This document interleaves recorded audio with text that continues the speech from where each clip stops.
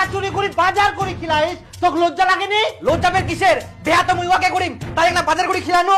হারামজাদা, তুই শ্বশুর বাড়ি বাজার করে খিলাবো যখন, তাহলে নিজে কামাই করে খিলা, বাবার টাকা চুরি করিস কেন? ও মুই শ্বশুর বাড়ি বাজার করে খিলাম আর হিংসা হচ্ছে নাকি তোমার?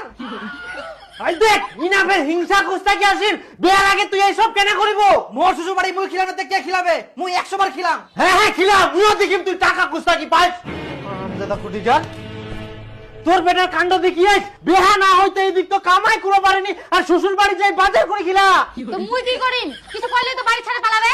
সব কিছু করিবা হবে না, এখন থাকি বাড়ির সব টাকা পয়সা সাবধানে তোমা হবে।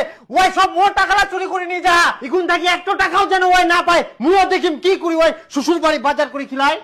হ্যাঁ মেয়েটা ভালো মা, মুই ওর সঙ্গে থাকুম, ওর সঙ্গে ঘুরুম, কোনো ছেলের দিকেও তাকায়নি। আর মেয়েটা সংসারী, মুই ভালো করে জানো কি মানুষ তো উপরে উপরে কয় উল্টা পাল্টা কথা, কিন্তু মুই একমাত্র জানো কত ভালো। মেয়েটা একটা চঞ্চল হওয়া পড়ায় কিন্তু খুবই ভালো। না বেটা, মেয়েটা অতটা ভালো না হয়, মুই অনেক জায়গায় শুনিয়াম। তুই ওকে বিয়া করিস না বেটা। ইস মুই ওর সঙ্গে ঘুরুম, মুই জানো মানুষ তো উপরে উপরে খুবই উল্টা পাল্টা। মুই বিয়া করলে ওকে করিম, না মুই বিয়া করবো না। মুই বাপের একটাই বেটা, মোর এক কথায় শুরু এক কথায় শেষ।